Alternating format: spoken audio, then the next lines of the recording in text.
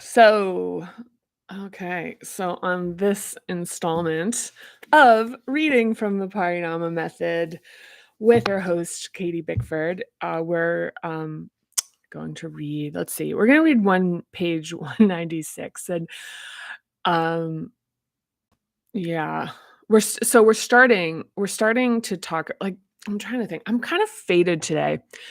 And yeah, I'm a little, like, I was just when I was logging on, I was kind of curious about, like, how this is gonna play out because it's like I'm a little faded. I had a cocktail yesterday, and I was really, like, kind of, I don't drink in general, not as, like, any position in one way or the other. It's actually has more to do with what's presenting right now, is the outcome of like this kind of like chaos that's about to be exhibited, and it doesn't feel great. Like, it doesn't feel great. So I tend to feel pretty, like, sort of religious about feeling good. So in general, so it's like it's not feeling great. But I'm a little scattered, and I think it'll just be interesting to see how this plays out because I'm already kind of tend to be a bit effusive, and this could be, I don't know. Sometimes I find this actually makes me get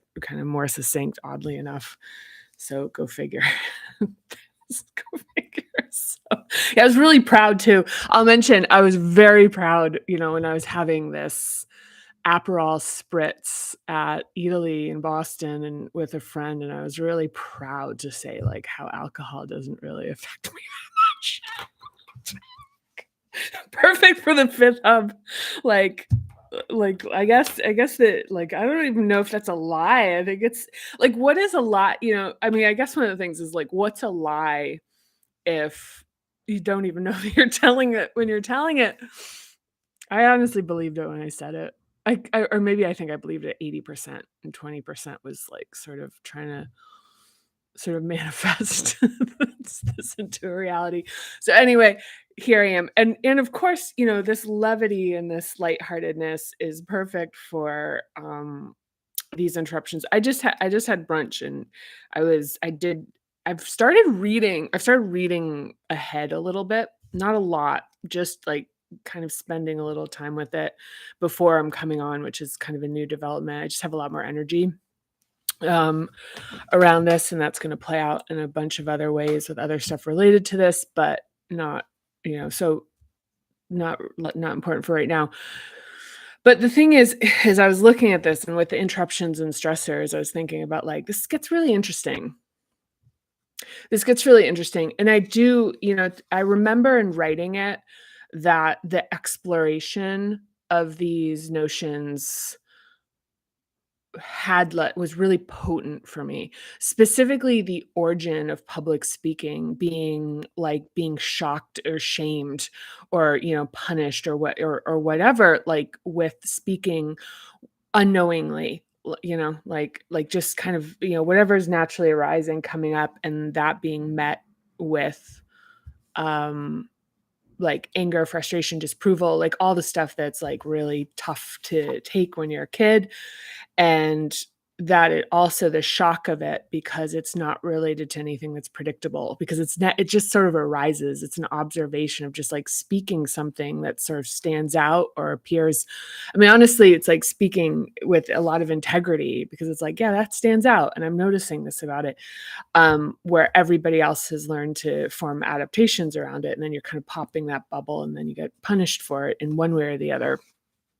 Um, and I think we kind of have already talked a little bit about that, and I think that comes up again as we keep reading. But exploring the exploring this gatedness of our expression, because this is the more so I'll say that what I'm observing right now is, like, this difference between when, like, I was working through this and actually wasn't really in any types of dynamics where I didn't have, like, where I was speaking, like, having to, like, really, like, practice this. It was actually a very, like, cerebral exploration to a certain extent. Like, I would say the one like, not 100%, but, like, part so, okay, so it's like everything this is like a theme. It's like like fake news. Um, Part of what I was exploring here was finding my voice, and so something that's probably worth actually, this is worth bringing up. This is worth bringing up, is that when I started writing this book, I had I struggled with what my voice would be without being able to clock who I was talking with. I realized to the extent that my communication was totally informed, by me to a certain extent trying to be pleasing to the people that I addressed. So the way I would manage that is if it's like a social media post, it would be like very benign and broad and no sharp edges on it, no like strong opinions. Like that would be like, okay, well, if this is going out to like an indiscriminate, kind of group of people, if I was talking professionally, I was like very active in terms of clocking people. Even something, if you've worked for me, I teach to like, if you're going into a meeting, is to research everybody that's going to be present. So it's like, so, I mean, there's a practical aspect to it, but also I think one of the things is there's a practical aspect to it, but it's kind of like the snaky thing. So there's kind of a balancing of it. And one of the things I realized is that I was really leaning into like defensiveness in the early writing of this, where and this I'm getting somewhere with this. I think I think of a lot of credibility. I think I've already told like three porcupines or whatever it's called, little like little fake things already in this. But the thing that was something that I reconciled in the production of this and the writing of this was, because at first I was like, well, I don't want to alienate anyone from this. I don't want the voice in this to actually pushing, be judging anyone. I don't want it to be judging anyone. And specifically, my concern was also about to like early on was it was like handling criticism. I was really concerned about handling like whether not fully consciously, but I was very so even when I was writing, I'd have like multiple citations for every point I made. And that was something my editor, Allison, was extraordinarily like helpful with, was helping me understand that it's like you don't need to like just the fact that it's your opinion isn't or it's your position is enough. But one of the big breakthroughs I had that is Fifth Hub related was the realization of who I'm talking to, and also the revelation that I spent a lot of time preparing myself to be talking to people who were, like, oppositional to my opinion, that was this default position that I carried in life, which was always, like, getting ready to defend myself and getting ready to fight, and that was very comfortable for me, like, that was kind of, like, ready, like, in a sort of a mix of like protections, like fawning, and also ready to like defend myself effectively. And a big shift for me happened when I realized like who I'm talking to or like who like I'm intending to address is like not this population of people who seek to discredit me or don't believe me or don't like me. Like the fact that so much of how I was living my life was focused on this population, which is, I mean, honestly, like it's a population that just really isn't even like paying attention to you. Like it's like they just have a couple like shitty things to say and then they're getting on with their own situation. But that I was like letting this inform a lot of my reality, was like this is the audience and these are the people. And a really seismic shift for me was being like, hey, I remember like my like thing that I like my mantra around this is like, I'm not running for mayor of your town. I'm not trying to get votes. Like I'm actually just talking to people this connects with and resonates with. And there was something there was just this big, like, opening where it's like, I'm not talking to, people who wanna, argue with me. Is like, it's fine, but, like, who I'm talking to is you. Like, someone, I'm talking to somebody who is, like, really in this same type of exploration as me. And so addressing people and, like, even shaping this in a way where it's really about trying to get somebody who's, like, absolutely is, like, not on the same page here to agree with me, and even just the fixation on those people, um, that was a thing that fell away. And I also think it's a prompt I have, and there was something, like Simone Soul, who's like a Instagram person, it's how I know her at least, had a post, yesterday, which was, she said, like, when you're writing copy, like, notice if, like, what you're writing is actually you're leaning into something that creates more freedom in you, or something that creates more constriction in terms of, like, what your voice is. I'm paraphrasing this terribly, but, like, like, becoming conscious of this is, like, who are you talking to, and, like, how, and, like, what is this expression, like, what is the nature of this expression? Which is, like, do you feel like you're expressing more of yourself and expanding yourself, um, in that capacity? Or do you feel, or is there a sense of trying to please somebody or fit into something or not be disruptive, or, like, stay safe, or all that kind of stuff? So it's kind of like, is this freedom or constriction? And that, when I read that, it was super resonant, because the thing is that in writing the book, I had a pretty meaningful like, sort of catharsis around this notion, and now I'm going through it in, sort of the nautilus shell analogy, in sort of a large, sort of a new, application, like, maybe, like, larger space of it, which is that expanding, like, even like a greater expansion of that, of my honest, like, kind of my, I guess, I guess honesty is a tough way to describe it, but just expression, like, authentic expression, where I'm not trying to, like, crimp myself to be pleasing to people, who I'm protecting myself against their dislike of me, or their criticism of me, or their judgment of me, like that. I'm trying to protect myself by, like, what I'm saying, and also, like, the shaping of the reality that these people are a lot bigger and more present than they actually are. Like, it's like, kind of the fact that it creates, like, it can be activating, that it's like one person sort of takes up a lot of the view, where it's like one person relative to, a lot of people, or like relative to, like, what's actually happening. So there's, I mean, it's a little bit of a rant, granted, but it's kind of a surfacing thing, because, right now, that's something in my own, as we're reading this and as I'm practicing this, like, as we're doing this together, is that it's like finding that, and becoming more and more,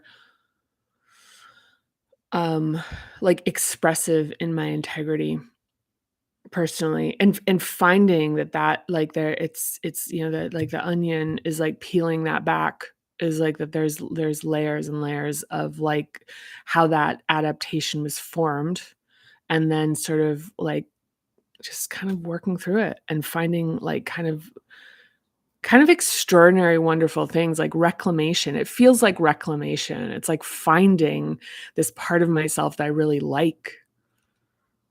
Yeah. And so, I guess that's my sort of, like, thing to say, like, this is what's on offer, is to, like, come back and claim, um these parts of ourselves, and to, like, reunify, because I'm going to re-emphasize this one thing, and then I'm going to start reading, is that what we're healing is division. And there's, I was thinking just a little bit earlier today about how, this thing about, like, we're all one, is, like, super esoteric. It's kind of like, yes, we all share the world and everything, but if there isn't, like, the knowledge, like, if there's like, at our core, a fissure, that notion of oneness and unity is literally will only be able to be cerebral. And so the felt sense of that unity is like comes from the like, I guess, like, the reconciliation of that fissure, like, that like, it's just, like, there's a natural kind of spontaneous arising of some, like, what I'd consider to be pretty esoteric notions that are just felt. 'Cause it's, like, the thing with things being, like, known as information, alone, it's too it's unwieldy, but, like, the felt sense of something to really, like, feel it through you, like, what it's like to love yourself, like, to just have this adoration relationship. What it's like to feel your power is internal and emanating outwards. And, look, it's disruptive because the thing is relativity of power is, like, a very prevalent notion on the planet, like, and as far as even just, like, like, the things we own, like luxury, prestige, power over people, like all the stuff like that it's like there's this relativity aspect of it. So when we stop participating in that, it's disruptive. Like because also we won't be feeding people like with like being like, "Oh wow, you're, like fawning over people or um or like appeasing or trying to overpower people. It's like that is just we don't participate in that anymore. And it kind of makes, in some cases it makes it evaporate. A lot of cases it makes it evaporate. Um, in some cases people find it very like they want to kind of like fight it, but that's 2.0. We'll get to that some other day. It's not in this book. It's somewhere else. Okay, yeah. So if that's a thing. Okay, so I'm gonna read. I'm gonna read. So here we go. Okay, so interruptions and stressors. So, but okay, I'm gonna a little stiff. I think it's like I can't. I mean, honestly, honestly, what a word too. Ugh, yeah, I know it takes like I find it takes almost like, kind of a day to clear. It's not awful, it's just not optimal. And one thing I'll say is when I wrote the book and for the years where I was in the process, I didn't drink at all. Simply I mean, if you see the book, this is, like, the proof like, I mean, I think holding up doesn't even do it justice. It's massive, and it's, like, as we've talked about, it's, like, it's kinda, like, keeps coming pretty hard, and so, like, the sheer sort of, like, the ambition and the volume and the, like, how much goes into it, I think that's one of the first things people come back with it is, like, "But how?" And part of it is that it's just like full dedication. And one of the things was knowing that's like if I impaired myself in this way, because I'm kind of like fine, but I'm also like, kind of like my like mentally don't feel great. I mean, this feeling. I'm not like I'm not like reporting back from an alien like experience. I think anybody who's watching this has some notion of what it's like to like have a hangover on all ranges of the spectrum, but um I guess it is hungover. But I don't, yeah, I know. I'm like trying to deny it. I'm like, it's not hungover. It's hungover. This is a hangover. There's that. So anyway, it seems like something I could like oddly talk about like in way too much detail about something that's not that interesting. But I will say like my commitment to this book, which is something I actually I really should think about more often, is my commitment to it was just full, like full body, full life, full everything. And that there were a lot of times where I would be like, "Oh, it'd be kinda nice to have a cocktail," but I was just so conscious of the cost of the fact that I'd lose, like, a day of being able to think really clearly. and be able to like kind of like use my instrument, so to speak, to like execute on this. And I felt timing of as like being like I felt a sense of urgency to create this for whatever reason. And I guess maybe the urgency comes from like what I know now, which is like there's the creation of the book, and now it's what me doing it. So I mean, I think I knew intuitively there was gonna be about a year after the book was out that I would be like doing this. But part of it is actually just doing it and seeing what it does, so I understand it in a way that feels a high integrity as far as representation of what it is, high integrity about like what it takes to practice it, and then even being able to like embody and be and experience it. I mean, just even that's enough. If this is all it is like that I get this out of it, it's really great. And that, sorry, it's great. I mean, this is great. Yeah. Yeah, no, yeah. Anyway, I'm gonna start reading.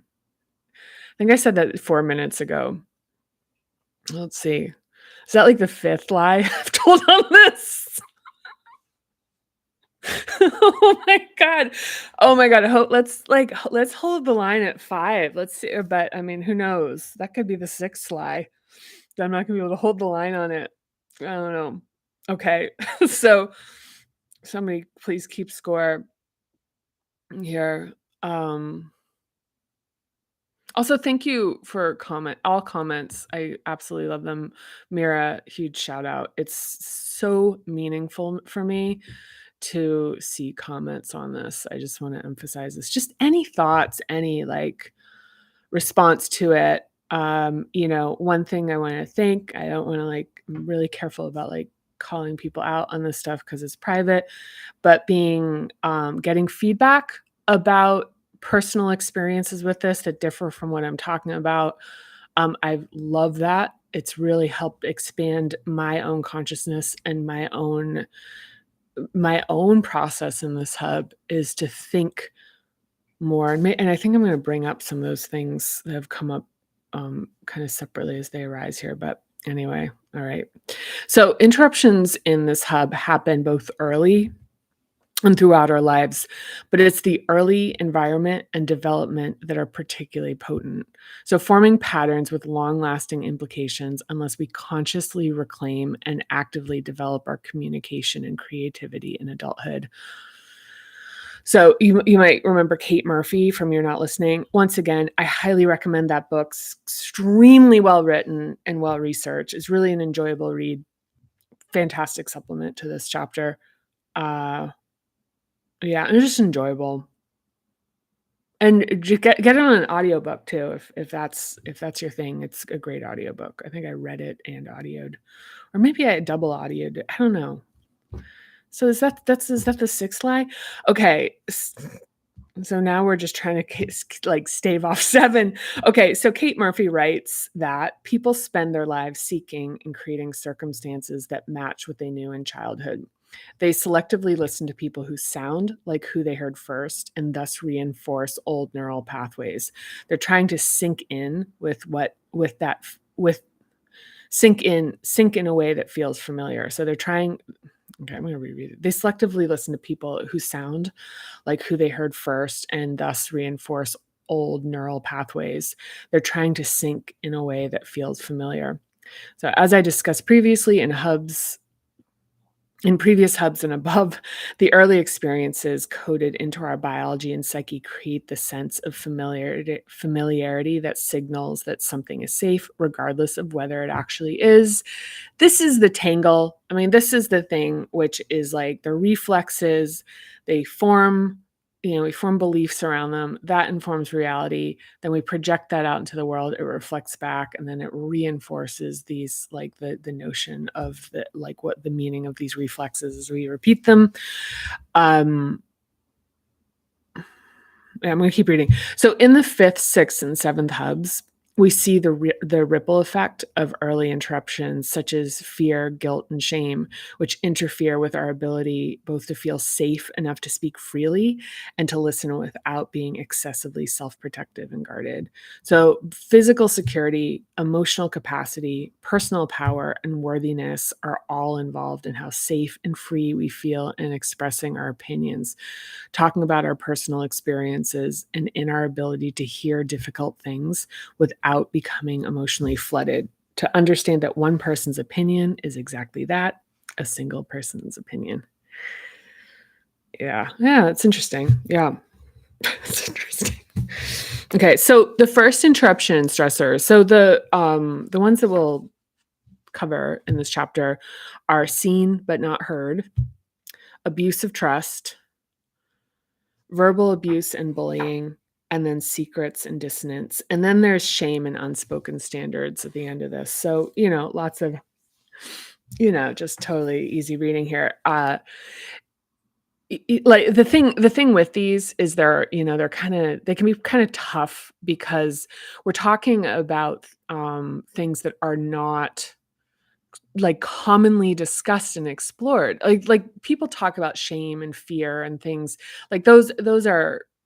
But the things that we're going to, like, be pointing to here, um, the reason I'm kind of flagging this is that it can be kind of shocking, like, to have these recollections and these realizations. So, in this process, to really, um, first of all, like, really connect to this, like, the central premise that there's nothing wrong with you and that and just to be, like, kind and gentle and patient with yourself in this, and if it's too much, if memories are flooding back or if it's upsetting, is to have tools processing, if it helps to have people to talk to, and this certainly can involve a therapist. A lot of people that are doing Parinama have found themselves really comfortable finally with going to therapy because they've been using the framework in therapy to make it feel more sort of manageable. But the other thing is even just like going back to just having a few tools, one of them being like the back body scan, so just tuning into the back of the head, tracing the back of the neck, back of the shoulders, down the triceps, back of arms, then upper back, lower back, and just following down the bum and your quads and calves, and then going all the way to your ankles and heels, even the bottoms of your feet, and just like using that tune in. There's a number of different like check-ins and tune-ins that we can use. So, and stuff is and chapter 11 in the book has some good stuff, but also some of the stuff in the first hub for grounding. So just a suggestion there for like the notion of finding sanctuary. But anyway, so seen but not heard is the first interruption that we have in terms of the development of the fifth hub. So communication is a skill, and like any, it needs to be developed. Our first teachers are usually our parents, and we have them to thank, either in earnest or sarcastically, for our early programming. So Anadea Judith writes, to give children the gift of clear communication is to give them a key that will unlock the majority of impasses and difficulties they will face in the future. End quote. So children develop confidence by practicing at home. Also, according to Judith, quote, without discussion, there is no practice ground for the child to learn communication skills, end quote. If the rule of the house for children was don't talk back, this often meant that strong thoughts and feelings were not tolerated and perhaps were even met with punishment. For a child raised in an environment in which being respectful required obedience and silence, speaking up can have harsh and sometimes scary consequences. I mean, and the thing to point out here is we're talking about reflexes that developed. I mean, this is like early in life, single digit ages. and that the cognitive capacity to contextualize what's happening, in terms of safety and keeping ourselves safe and out of punishment is kind of like, if I don't know what if I'm just saying something that feels actually very kind of like an observation, it's like, it's like, say you go, "Oh, look at that flower," or like, "Look at that stuffed animal," or "Look at that cat," and, the caregiver goes, "Oh, yeah," and you go, "Oh, look at that, look at Auntie, you know, Pat's, big tummy," or, "Look at dad, sleeps on the couch all day." Like, look at, like, and I'm just like, knowing which is, like, loaded and it upsets people is, I mean, like, the way you learn that is, like, how it's treated. So it's like, if it's, like, whipped with, like, if you receive, like, whiplash voltage on it, you think about the fact that it's like, it feels relatively indiscriminate. Like, you're not like like, these things, like, pointing things out is not arising where, like, one thing is gonna upset people and one isn't. So it's kinda like, it's like a whole, like, sort of behavior which is naturally arising all of a sudden gets, um constricted, right? Like, it's kind of like, okay, there's something that this is potentially dangerous, I guess. Like, or there's potential, so, and I don't know exactly what is and isn't. So just, like, taking yourself back to being at that age where it's like you just actually wouldn't know, and it might be like that you make one observation about a person and everyone laughs because it's cute and funny, and then you make another observation and that one's like, is pointing out something taboo or upsetting that you have no context or knowledge of, and that's met with punishment. So, just thinking about, like, okay, well, what's a adaptation? What's a way that you can protect yourself against that? So, okay, onward. So, children have complex emotional lives, and they learn from listening and participating in conversations with adults. Like their early attunement of feelings and emotions in the second hub, talking with parents and family is how the inner voice synchronizes with others and learns to trust itself. A child who's told, "You have no right to feel that way," by a parent is apt to feel that this is both untrue and unjust, yet will also believe the parent, creating an inner conflict that undermines the child's self-esteem and self-confidence. I'm going to reread that. A child who's told, "You have no right to feel that way," by a parent is apt to feel that this is both untrue and unjust, yet will also believe the parent, creating an inner conflict that undermines the child's self-esteem and self-confidence. So communication skills need development in the home, and if children are shut down when they try to speak, they grow up to be adults missing skills that will need to be developed, a process that can require a lot of patience and effort. So being ignored, neglected, and isolated is also interrupting to this hub. As I discussed throughout this chapter, by talking through our thoughts and feelings in a meaningful way, we process experiences while learning to use language to effectively express ourselves. So, fear of public speaking is common and often mystifyingly intense. But consider that if a small body's early experiments with speaking up are met with high voltage backlash from adults, it's easy to see how a strong physical aversion could be programmed into a body's reflexes. After all, the nervous system activation of an increased heart rate, shaking or trembling, sweating, and anxiety over an obviously harmless activity must have deeper roots in early experiences.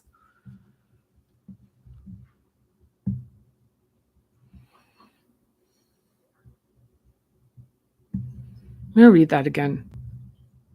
So, fear of public speaking is common and often mystifyingly intense, but consider that if a small body's early experiments with speaking up are met with high voltage backlash from adults, it's easy to see how a strong physical aversion could be programmed into a body's reflexes. After all, the nervous system activation of increased heart rate, shaking or trembling, sweating, and anxiety over an objectively harmless activity must have deeper roots in early experiences.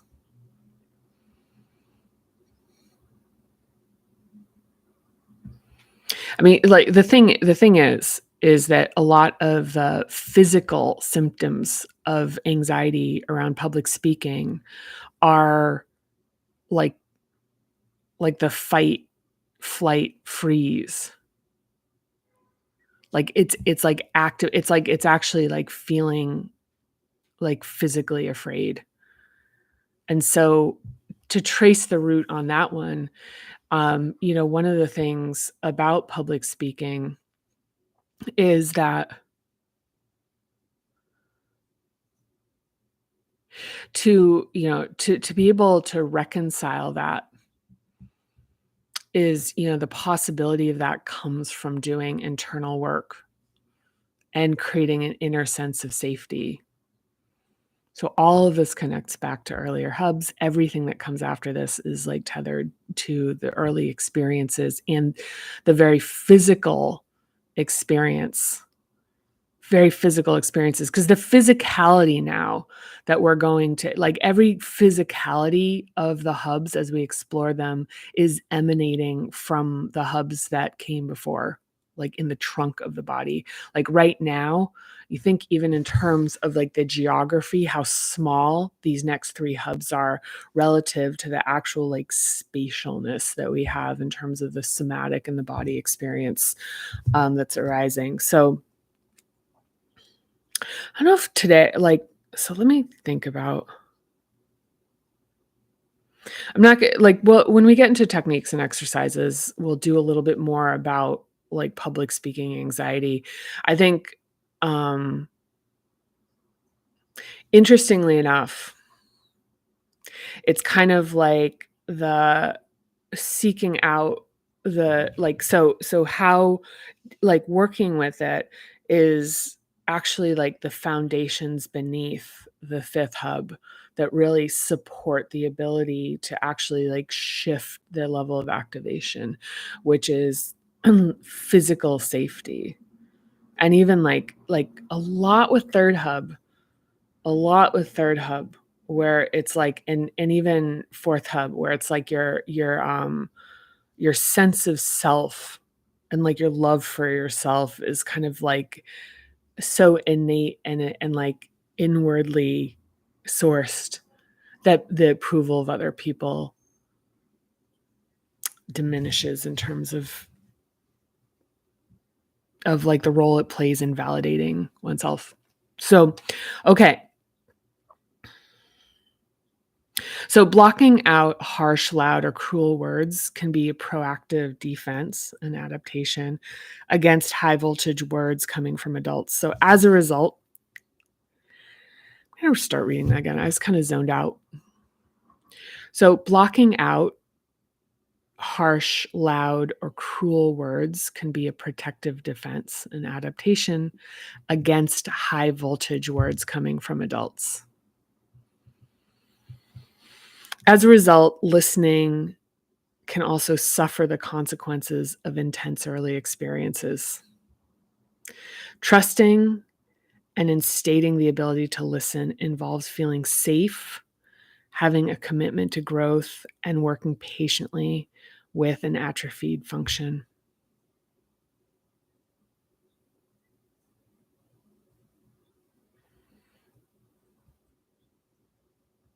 Yeah.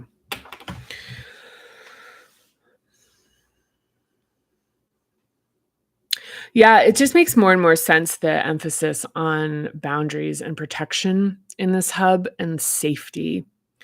Like the sense that like physical safety and even like the containment of our sense of self and our positive and like loving self-regard, that emanating from inside rather than being a validation. And yeah, there's a couple layers to that, but one of them being like, okay, the formation of this hub, that you think about how young that is. So we're like 7 to 13, but think about like how vulnerable and young and like low context that level of consciousness has. I mean, it's like There is no context. Like, this is the context. You're building the context. Like, the first experience that's coded in, everything gets contextualized around that. So,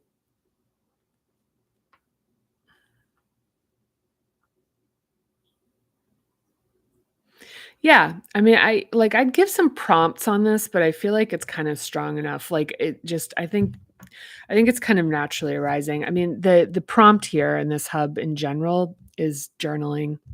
And that can be a voice journal, because you could even do like something like this, which is like whether you do it as a YouTube, like do it and publish it if that feels like something that's safe, or do it as unpublished, like just film a video of yourself and then delete it. So it's not just doesn't just need to be written, but writing helps. Like writing's pretty strong.